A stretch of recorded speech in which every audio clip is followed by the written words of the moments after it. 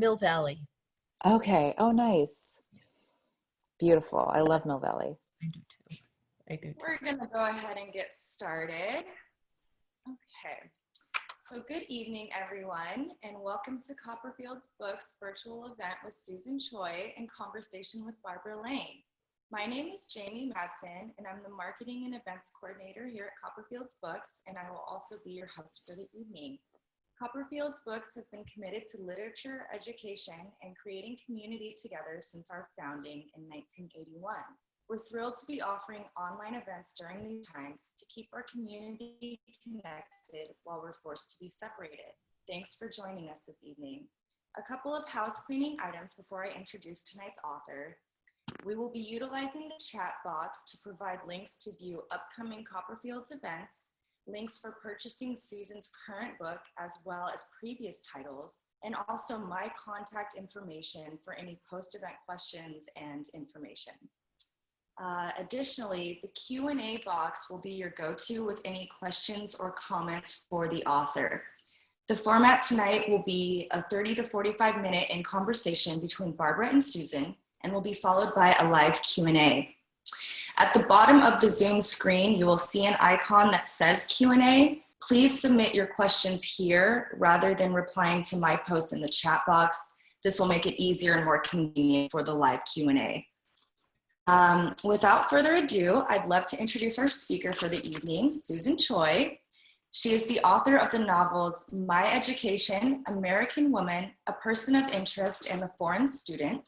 Her work has been a finalist for the Pulitzer Prize and the Faulkner Award, and a winner of the Penn W.G. Sebald Award and Asian American Literary Award for Fiction. Her fifth novel, Trust Exercise, which she will be discussing this evening, won the 2019 National Book Award for Fiction. A recipient of fellowships from the National Endowment for the Arts and the Guggenheim Foundation, she teaches fiction writing at Yale and lives in Brooklyn. And in conversation with Susan tonight is our very own Barbara Lane. Barbara is the Director of Events for Copperfield's Books, and she also writes a column on books for the San Francisco Chronicle. And with that, I'm going to hand it over to Barbara, and I will cut down my video, so all you'll see is Barbara and Susan. Thank you so much, Jamie. Thanks, for the Jamie. Thank you to all of you who are here with us virtually. We're really happy to have Susan with us tonight. To start off, Susan, congratulations on the National Book Award. That's a really big deal. You must have been thrilled. I was. I'm still thrilled. Thank you. Yeah, it's been really, I was and remain thrilled, as I say. Yes. Yeah. Well, I was rooting for you because I just love the book. So let's dig right in. And I want to be clear that I'm going to try hard not to have any spoilers in this interview. I know a number of you have probably read the book, but I'm also aware that some of you have not. And it's best going into this book fresh because there are twists and turns and surprises. So, Susan, the book is set in a competitive performing arts high school in the 1980s. You went to such a high school in Houston. So tell us a little bit about your experience there and what was your performing art?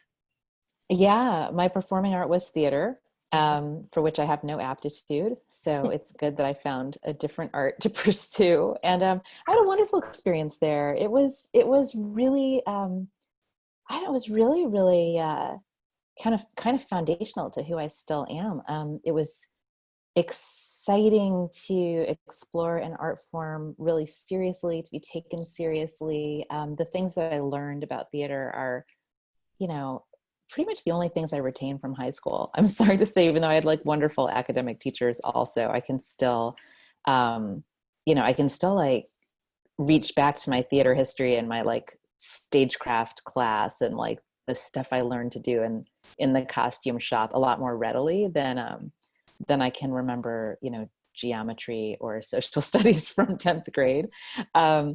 But it was a wonderful school. It was fun and passionate. It was not the school in this book, which is kind of like a dark side or an upside down version of that kind of school where, the potential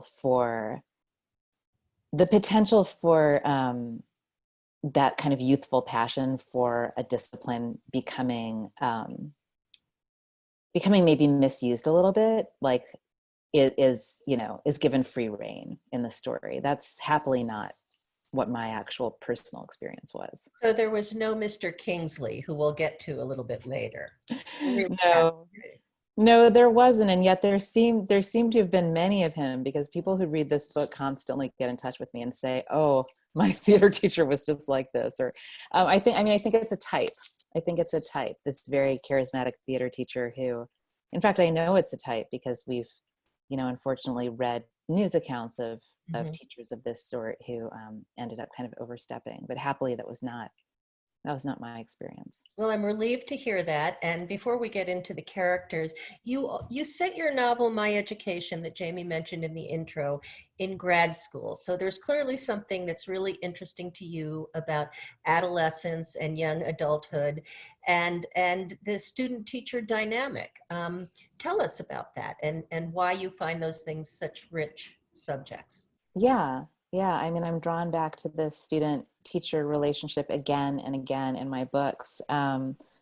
It's actually, I think, a factor in many of my books. My first one, my third one, my fourth one. The only one is missing from this list. I think it's a really fascinating relationship, and also, frankly, it's one that I'm really familiar with because I'm the daughter of a professor. So I grew up in an academic environment, sitting in the back of my dad's classroom, when there was no babysitter, and, coloring in a coloring book while he lectured to his college students, and spent a lot of time in school, as we all do, left school and then went back. And now I teach. So, being a student or being a teacher or being aware of students and teachers is sort of a constant in my life. And I think that's one of the reasons I find it interesting, but I think the relationship is inherently interesting too. I think that it's really fraught and complicated.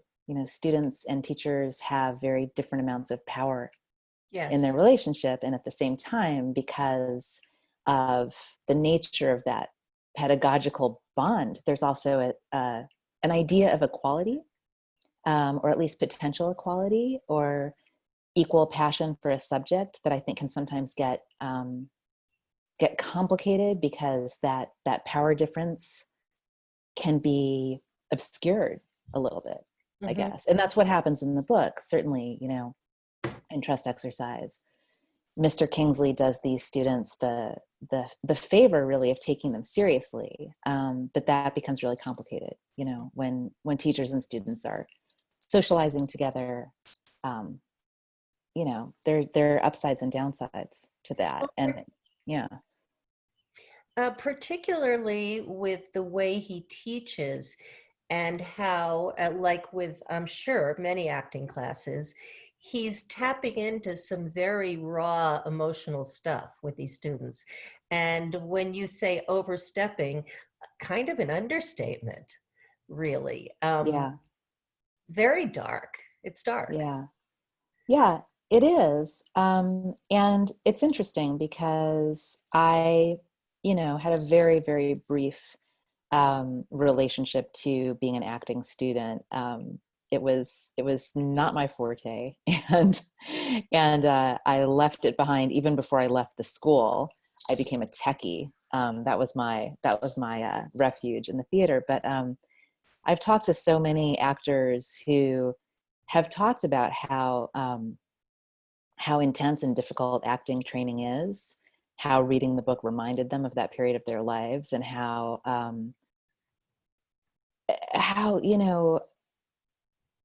almost really like right on the edge some of their experiences were, but these were experiences they were having as college age acting students, or even graduate student age acting students, or adults, not 14, 15, and 16-year-old students. And so I think a lot of these methods that might be emotionally overwhelming and intense for adults, when you apply them to really young people,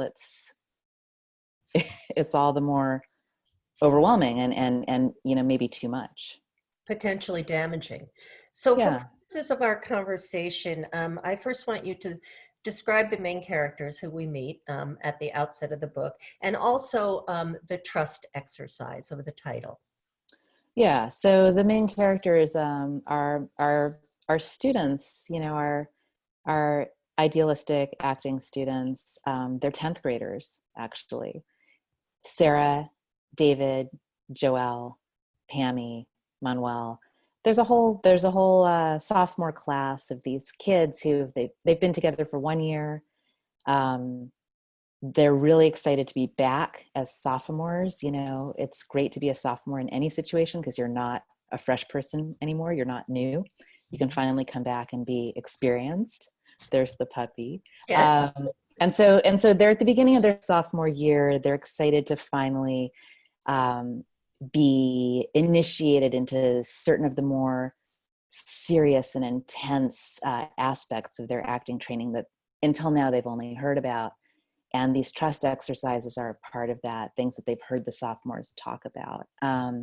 They're acting exercises that are intended to elicit intense emotion or, you know, break down inhibition, forge emotional bonds between them. It's stuff that is exciting and scary, and it gets very, very personal very quickly. And again, this isn't something that you know of this, and this is a method of teaching, but not something you experienced in this way. But as you said, you've had a lot of people say that happened to me, or a version of that happened to me. Well, this is real, you know, this is real stuff. It's real training. And certainly in my school, we had a version of this too. I think the exercises that I kind of tried to do, I guess, homage to in the book, or a lot of them are based on the teachings of Sanford Meisner. And the Meisner technique is a very venerable and established sort of method of teaching acting. And we definitely had Meisner stuff, you know, when I was in school. We were exposed to it. And you know, it was an experience, and it's certainly something that can be incredibly overwhelming, I think, if taken to an extreme. And again, I've known adults who studied acting who experienced Meisner and said, "Oh yeah, you know, I recognize that from your book." You know, it's all in the context. Right. So several years ago, probably maybe 10, with Gone Girl, I think a lot of people were, for the first time, conscious of this whole unreliable narrator in a novel. Somebody who's telling you something, a version of what happened, and then you learn that that version is not necessarily true, or that there's another version at the very least. Your book sort of takes that to new heights. So can you talk about, again, without wrecking everything for everybody, how you thought about that before, and how intentional you were about setting up the construction of the book as you did? Because for me, it's fascinating, and it's intricate, and it's a puzzle. So I'm just curious how you thought about that going in. Yeah, to be totally honest, I did not think about it going in. I really didn't. I didn't plan the structure of this book. I didn't intend to explore that idea of an unreliable narrator. In fact, if you suggested to me at any point that I was doing that, I would have just dropped it and run, because I've always thought that that was one of the most, you know, challenging things to try to pull off in fiction. I admire it so much when other writers do it. And I have often, I think, been heard telling my students, I don't know how to do that. You know, like I couldn't have premeditated it. And it really evolved out of the writing itself. I'd been working on this material for a long time. And by this material, I mean the stuff about these acting students, their teacher, this, you know, young romance that crashes and burns so horrifically. Like I'd been writing that stuff for quite a while, and I was actually doing it as a side project. So I was working on something else entirely, a different book that has not yet seen the light of day, and maybe won't. ever. So I kept putting this material down and returning to it when I was frustrated with my other project. At some point, I put it down for long enough that when I thought about it again, it was material that I'd kind of gotten perspective on, if that makes sense. I'd walked so far away from it that I was sort of musing one day on the possibility that someone in that world, that fictional world of these young people, was maybe potentially angry about the way the story had been told up to this point. That someone in that world who was maybe a very, very secondary, very, very minor character was angry that they were such a minor character. You know, it's an interesting thought to think, like, what if one of these minor characters is mad about it and is thinking, why isn't this my story? Right. And if it was my story, I'd tell it differently. And I think that was the beginning of the book taking this really different direction that I hadn't planned, but that was really fun. It's so interesting to me, that idea that you write something and then it needs a little time on the shelf to sort of marinate, and then you come back. It's just really interesting to hear you say that. So in terms of this idea of contested sort of personal histories and really who controls the story, we have so much conversation about that now, as you know, in the zeitgeist. I mean, you can't turn around with it. My awareness of it started with some flap in the YA community, and then certainly everybody knows what happens with American Dirt, everybody who cares about books. So it's really important who controls the story. And you really bore in on that in this book. And it's a complicated subject. I mean, I know people who are all over the map about that very issue, as well as, of course, cultural appropriation. It's all out there right now. Yeah, it's all out there, and it's out there at every level. I mean, and it's out there right now during this crisis that is the reason that we're meeting like this instead of actually meeting in one of your beautiful stores. I mean, it's something that actually I think it's been with us for a long time, this question of, you know, who controls the story, which story, and not just fictional stories, you know, not just novels about specific experiences, but, you know, the big story, like who's controlling the story of coronavirus, for example. Right. Who's controlling the story of how this works and how we need to respond, and what's wise and what's foolish. You know, it's a matter of life and death now. Who's controlling the story? And, you know, when I spoke about having set this material aside for a little bit and then having it kind of return to me from a different perspective, the timing is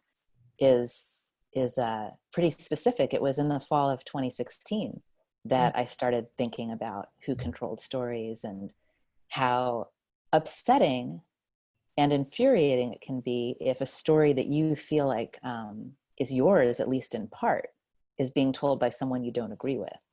And that can be happening politically, and that can be happening in any other context. And you know, this was before the election. But it was during the campaign that I already was thinking constantly about the national story that was being told in ways that I found very upsetting. Are we talking about the Supreme Court nomination and the hearing, or is that what you're specific? Oh, that too. But I mean, I'm talking about the presidential election back in 2016 and the way in which you know, national ideas that are important to all of us, you know, what kind of a nation we are, what kind of people we are, you know, let's make America great again, as if somehow it's become ungreat, you know, and that's a really loaded idea that I happen to find problematic in a lot of ways. And so these were really kind of political worries of mine that wormed their way into this very personal seeming novel. But you know, I'll never forget the way I was feeling when I started working on this book again. And a lot of that zeitgeist stuff, as you say, ended up in here. It's so interesting because I think back to, I grew up in the 60s largely, and we kind of took for granted who controlled the story. And we had, it seemed far simpler. It seemed that our authority figures, to a greater degree, we trusted them. It seemed our media was, we had 3 networks and we tuned in every night and we knew what Uncle Walter was telling us was I more was just, than it was. oh, Barbara, I was just going to say Walter Cronkite. I Yes. was just going to say, remember when Walter Cronkite told you what was going on? Yes. And we And believed him. we did believe him, and he was a pretty believable man, and Exactly. with a moral compass and a real, I think, I mean, Walter Cronkite was the, like the godlike figure of my childhood. Conscience. Yeah. You tell people that today, that media anchors had integrity and we trusted them, and they just can't even, it's like we're talking about a different planet. But Yeah. you might not want to go near this, and you could say to me, pass, but you were teaching at Yale in 2015 during the Halloween costume controversy, which Yes. is another one of these issues that sort of plays into what we're talking about now. Can you explain that to people and talk a little bit about what happened and your take on it? Oh, wow. It's a big topic, and I don't think I can do it justice. But I will say that it was a really remarkable time to be at Yale, and a really hard time. I was an undergraduate at Yale in the late 80s, and that semester, which was the fall of 2015, was my first time back as an instructor. I was actually writing trust exercise in the library during my free time while I was teaching there. And the controversy, in a nutshell, is it possible to put it in a nutshell? I'm not sure. If we stumble, we'll move on. It was precipitated by an email that was sent out by a member of the administration, a professor who also had a role of authority in one of the residential colleges, to the student community. I'm sorry, there are two emails. The first email that came out, it was not a residential college person. It was, anyway, let's just say there were 2 emails that came out, both addressed to the student population. I won't go into who wrote them. And the first was asking students to be mindful of their Halloween choices in terms of racial, cultural, gender sensitivity. Like it was an email that touched on a lot of really, really relevant points, and was just sort of saying, can we please, bear in mind the sort of community we want to be when making these choices for Halloween. And I'm paraphrasing. Mhm. And I remember reading the email and thinking, oh, this is a really well-written email. And I think part of this controversy definitely, has to do with what you and I were talking about earlier, which is the student-teacher relationship. What parts of the student experience need to be guided or legislated by authority figures, and what parts should be hands off. And that was part of this controversy, but only one part. Another person in the teaching and administrative community, not a student, then sent out a sort of a response email, wondering why this first email had been necessary, and raising, actually, I have to say, because I read both emails really carefully, they both had really good points. But the second email was a real it was boiled down in such a way that it was very problematic. Essentially, the second email said, is it really necessary to police students or to police ourselves this way? Isn't Halloween always kind of transgressive?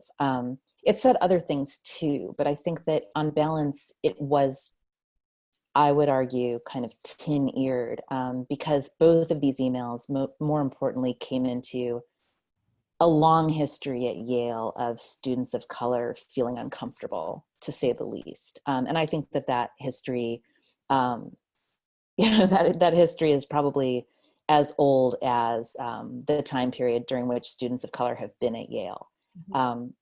I was a student of color at Yale.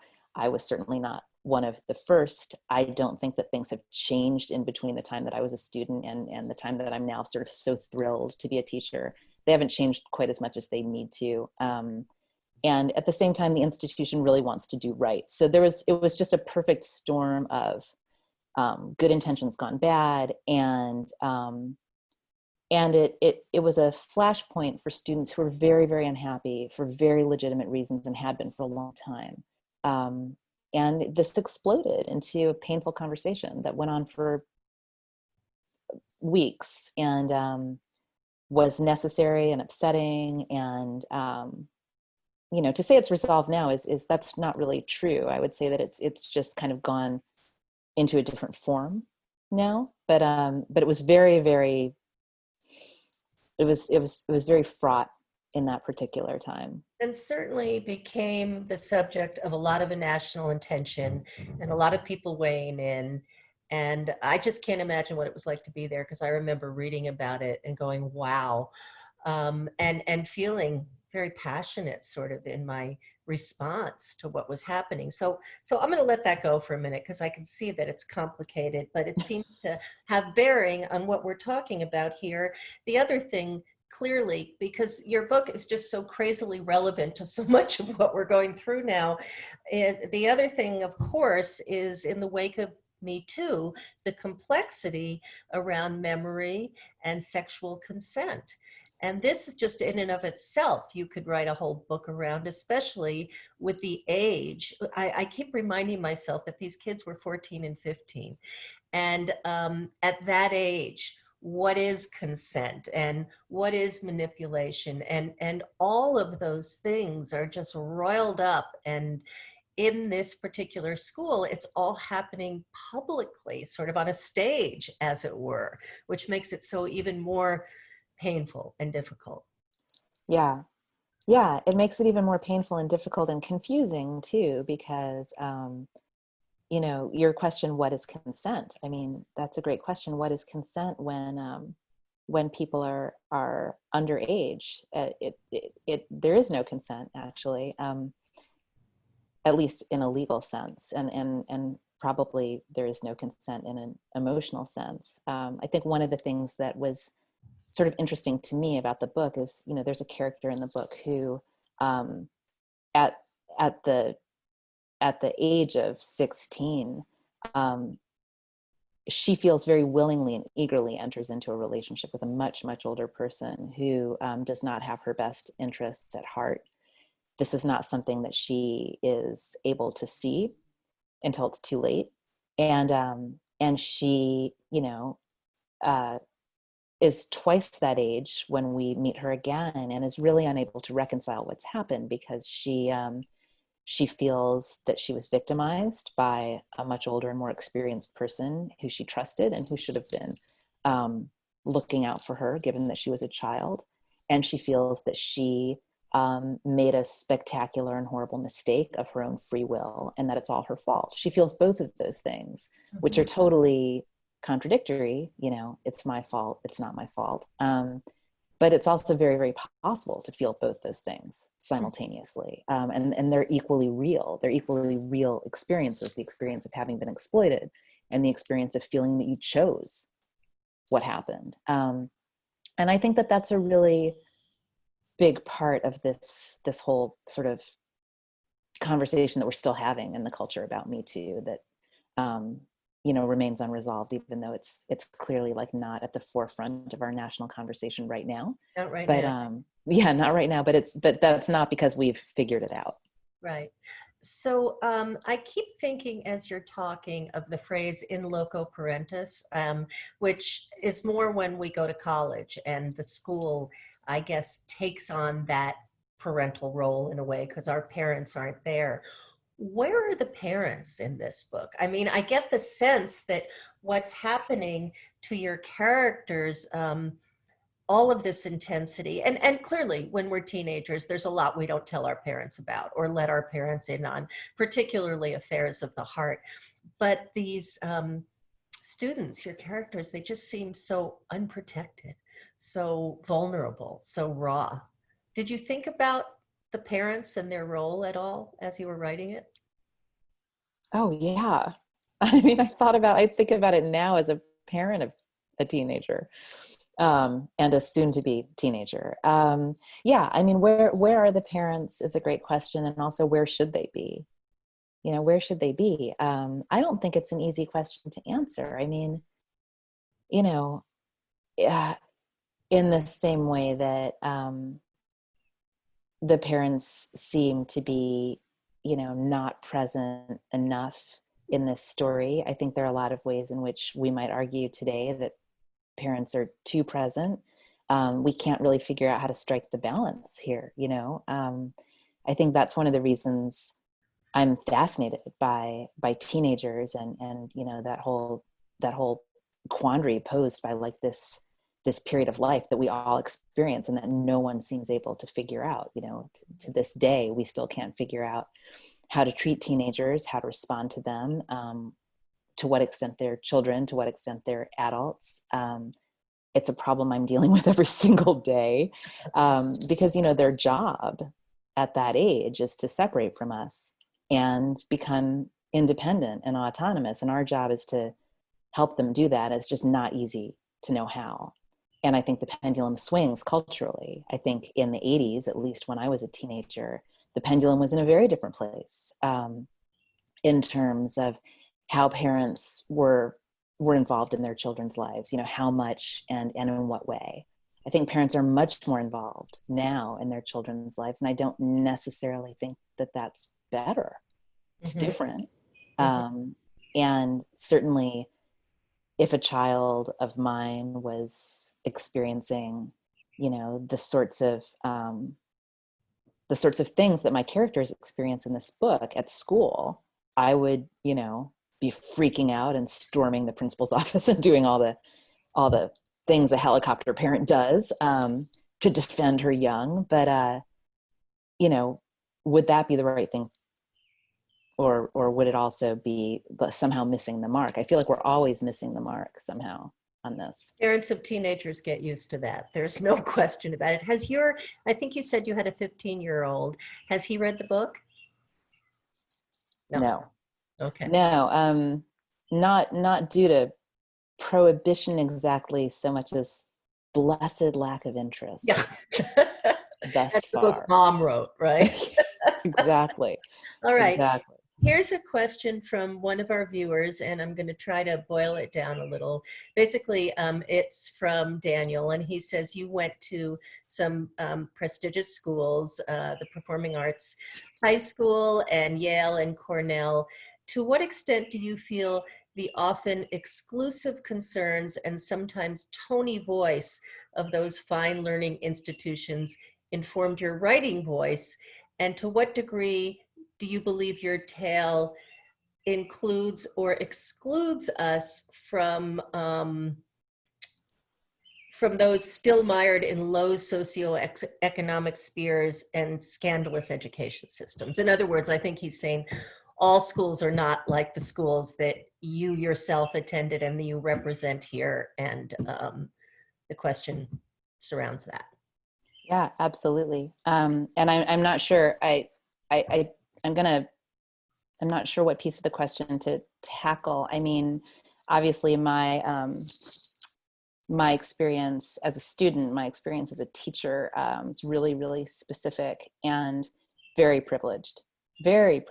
And, I think I'm very aware of the degree to which I, was deeply, deeply unprepared as a student when I arrived at an institution like Yale. I went to public school. I came from a very privileged background in that my father's a university professor. My father's also a first generation immigrant who, came to this country with a single suitcase, at a time when it was possible to come to this country with a single suitcase and really rise as the result of educational opportunity. And so, you know, I'm painfully aware of all of the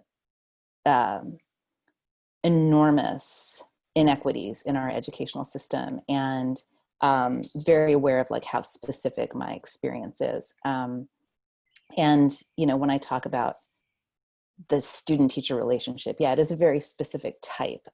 It's a type of relationship that's taking place in this sort of school that might seem kind of like a hothouse environment when you look around at other educational settings where the educational piece is really not working. So yeah, I mean, I feel like I've been really lucky, and I can only really write from where I am. Yeah, clearly. So people are always interested in process. And of course, we already know that this was a book you were writing, and then you put it on the shelf for a while and came back to it. But do you have a regular process, and do you go into your writing place every day and sit whether anything comes out or not? People are fascinated by that. I Sometimes know. I feel they think by knowing how you write, they can do it too, or something like that. It's crazy. They can. Look, I'm fascinated by process too. I wish I had one. My process changes constantly. I love answering these questions because I also like asking them of other writers. Every time I have the opportunity to really get to know another writer, I always want to know everything, because there's no one process. And not just no one process for writers, but no one process for any one writer. Mine changes constantly. You know, a lot of it has to do with life is full of complexity, and I wish that I could go to a wonderful, you know, secluded writing studio every day for 8 hours and do nothing but create. But I know I can't do that. I'm actually lucky right now to have a writing studio. I rent a room in someone else's house, which, you know, is a great thing if you can do it, because it gets you out of your own house. And so instead of cleaning the refrigerator or maybe monitoring your child's online school, you can go and shut a door. And so I do that as often as I can, but it's not that often. If all of the demands of life were removed, I would be a person who would get up in the morning and brew a cup of tea and sit down at a desk and try to write first thing, because I'm always better first thing in the morning. I've never been one of those nighttime writers. I would try to write 3 to 6 hours a day with a break for lunch. I would be really excited if I had written between 500 and 1,000 words that were coherent in that time, and I wouldn't expect that those 500 to 1,000 words would ever make it into a book. Right. I have tens of thousands of words in piles, including on the floor over here where you can't see, that will never be in a book, but that were necessary for me to just churn out, I guess, on the way to finding something that was decent. So I guess that's as close to a process as I have. It's interesting because clearly now during this COVID time, our schedules, how our time works, all of that is so different.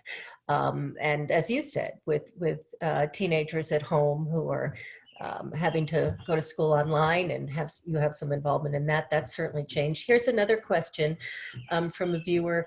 This is a good one. Does the COVID crisis make you feel pressure as a writer to produce some kind of magnum opus, magnum quarantine opus?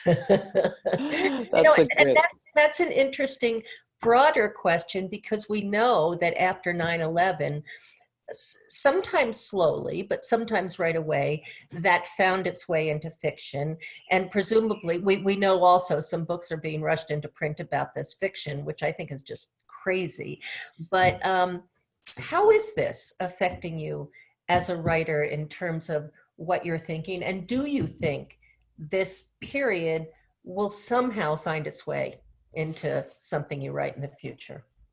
Oh yeah, I'm sure it will. I'm sure it will, in the way that it's gonna stay in all of our minds and in all of our memories for the rest of our lives. I mean, we've never been through something like this, and so I don't think it's gonna fail to leave its mark on any of us. I'm like a really out of sync writer in terms of, so I'm taking the question to actually be partly about time. Maybe I'm misunderstanding, but if the question is partly, so Susan, you're sitting at home all day long. Obviously, you have all the time in the world to write like an 800-page book. Are you doing that? The answer is no, I'm not doing that. I am, finding that I can barely, I can barely get like 3 discrete tasks done in a day. And I sit down every morning with a notebook and write down things on it like lunch, laundry, email mom, because it's this collapse of routine has been really hard for me. I'm sure it's hard for everybody, but I've really struggled to figure out how to spend my time. I have the enormous good fortune of being stuck at home, unlike a lot of essential workers who can't be stuck at home. But it's not easy. It's I'm not sitting around like reading War and Peace half the day and then writing my War and Peace the other half of the day. I wish I was. But will I write about it someday? I'm sure I will. It's just not going to be now. Mhm. It's not going to be now. Trust exercise is a real fluke in terms of having been a book of mine that happened to be really timely. It wasn't planned, and I never could have predicted that a book that I would write would end up kind of converging with our cultural concerns the way this one did. It's just a happy accident. It fired on all cylinders in that regard. There were just so many. Yeah, but there's no way I could have made that happen. Absolutely not. So you mentioned earlier a project you were working on, or maybe not working on anymore. And is that the project about your father's father? The Yeah. intellectual. Well, I happen to have done a little research, and I know that he was an eminent intellectual during the Japanese occupation of Korea, which in and of itself is such fertile territory. So is that something that you've been picking up and putting down for a long time? And tell us about that, and what, I mean, I think every wannabe writer loves to hear from an established National Book Award winning writer about a project that's given that person some difficulty, and that it all just doesn't come easily once you're good at it. Oh, I have so many failed projects I could tell people about, but I'll stick with this one that you mentioned.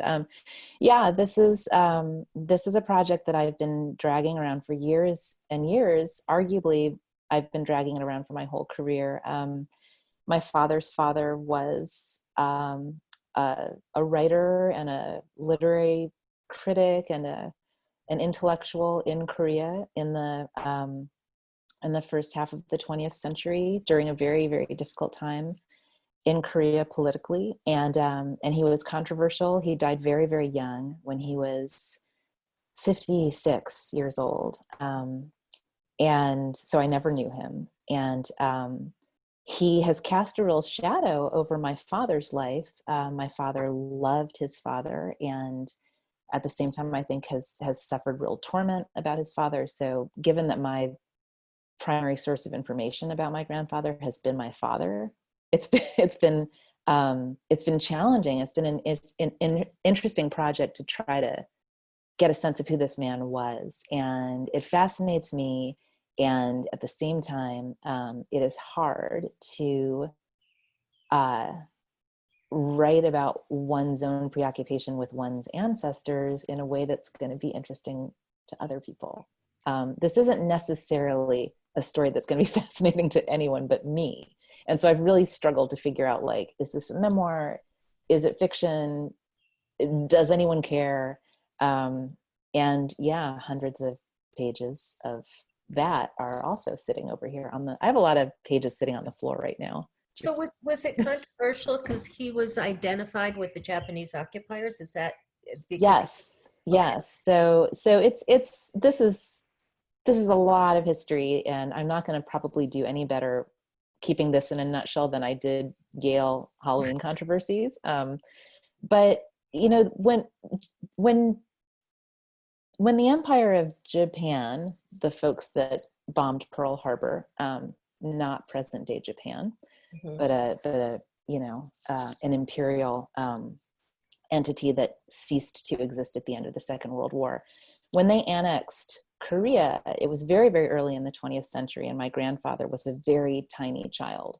So he grew up during this period of colonial occupation in Korea that remains an open wound in contemporary Korean society to this day, in a way that I think is really hard for us to understand as Americans. It's really hard for me to understand, even though I've read scads of history about it. And so my grandfather was, I think, to put it most simply, he was successful in occupied Korea. He was a brilliant student. He worked very, very hard. He attained an eminent position, and because the colonial occupiers, the Japanese, were in charge, when they were booted at the end of the Second World War, anyone who had done well under their watch was suspicious, and my grandfather was one of many such people.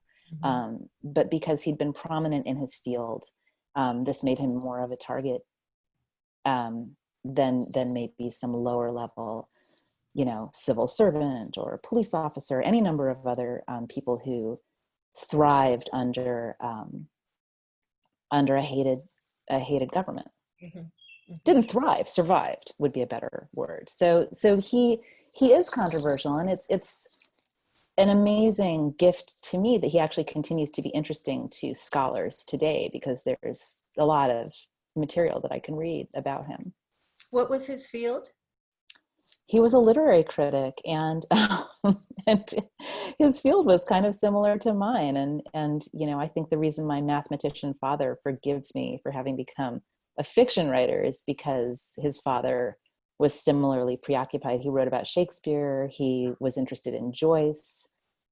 He translated Hamlet into Korean. He was into English studies. He was Wow, a Korean professor of English literature. what a legacy. It's my understanding, and correct me if I'm wrong, that Trust Exercise is going to be made into a television series. Is that correct? Or did I make? You didn't make that up. So Trust Exercise is being developed by a company called Film Nation, who are some really brilliant people who are interested in its potential as, like, I think it would be a limited series. It's a really super, super nascent situation. And so I would say that very, very smart people plus me are trying to figure out how that adaptation might work. Well, probably 10 years ago, I would have said good luck. But now, being home when we all have a lot more time, I'm watching Normal People, Sally Rooney's book. I'm Yeah. just starting to dip into the Elena Ferrante. I mean, TV is really good now and Oh, has it's amazing. some really complex stories with nuance and subtlety in a way that I would argue that, our conventional films can't, because there's time to let characters develop and play out. So I have great hopes that Yeah. it's a great medium for some of these complicated stories. Oh, it's a great medium. It is the most exciting medium we have right now, I think. And it's amazing that, that you can't, I mean, it's bad enough all the books that I haven't read, and now all the TV that I haven't viewed. It's kind of overwhelming. But yeah, it's exciting. And I think what's exciting about TV right now is that because of this kind of explosion in platforms and ways in which you can view TV, there's, like, all bets are off in terms of form. You can have a series of 4 episodes. Do you want 8 episodes? How about 7 episodes? And, they're different lengths. Like, you can do anything. Well, Yes. maybe not anything, but it feels like there's so much flexibility. And that is really exciting. That's So the upside yeah. of Walter Cronkite, that it doesn't have to be 13 weeks or whatever of half Right. hours with commercials. It's wonderful. So True. I'm wondering if, as we're finishing up tonight, if especially for those who haven't read the book, but also for those who have and want to just re-cherish it. Can you read us a little short section from Trust Exercise? Sure. And set it up as well so people know where we are. Yeah, so, wow. I think that I will read just a little bit from, and this is a passage that I've read before, so there's somebody out there who's heard me read this. I'm sorry that you have to hear it again, but it is a passage from early in the book when our students are, as I said, coming back for sophomore year, seeing their teacher, Mr. Kingsley, again, and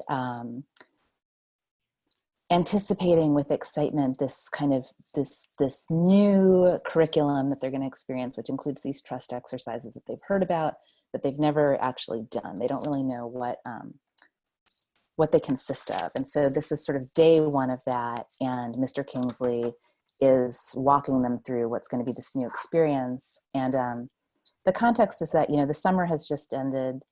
Sarah and Joelle were besties, best girlfriends in their first year. And they've kind of fallen totally out of touch over the summer. Sarah, unbeknownst to everybody, has had this love affair with another student, David, which has already kind of crashed and burned, and nobody really knows about it yet. And they're all kind of in the classroom looking at each other with discomfort and dread. So it's probably going to be 2-3 minutes. And you can see my cheap reading glasses from Whole Foods. As so often before, they grew uneasily aware of their crotches as they sat down cross-legged and felt the icy touch of the linoleum numbing their asses. Most of them had privately concluded that ego deconstruction, reconstruction was some sort of fleshless orgy, and they were helplessly blushing, their skin crawling with arousal and dread. The wall of mirrors doubled their circle, around which Mr. Kingsley paced in orbit. His gaze was cast somewhere beyond them. His very way of gazing told them plainly how far they fell short of last year's sophomores, of their own potential, of the actors he'd known in New York. They felt their deficit all the more sharply because the unit of measure was wholly unknown. Sarah tried to see David, but he'd placed himself near enough to her left or her right that she couldn't see him, while far enough that she couldn't sense him. Would David be chosen? Would Sarah be chosen? Joelle, Mr. Kingsley murmured, in a tone of regretful admonishment, sadness almost at her failure. But what had Joelle done? She was pink year-round, and a summer's worth of sunburn had her mottled and peeling all over her face and down into the cleavage broadly exposed by her tight V-neck top. The new, raw pink skin turned bright red at the sound of her name. All the curls of dead, half-peeled skin seemed to rustle with fear. Her surface was disgusting, Sarah thought. Joelle, please stand at the circle's exact center. You're the hub. Invisible lines radiate out from you to each one of your classmates. These lines are the spokes. Your classmates and you and these spokes make the wheel. You're the hub of the wheel, Joelle.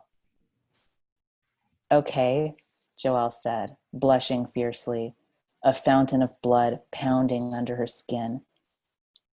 I'd like you to choose one spoke now.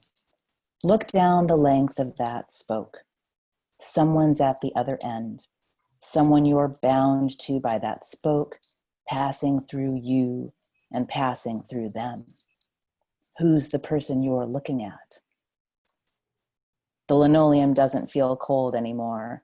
Please, no, Sarah realizes, staring straight ahead at Joelle's middle, at her soft belly concealed beneath the tight top. I'm looking at Sarah, Joelle says huskily, her voice almost a whisper.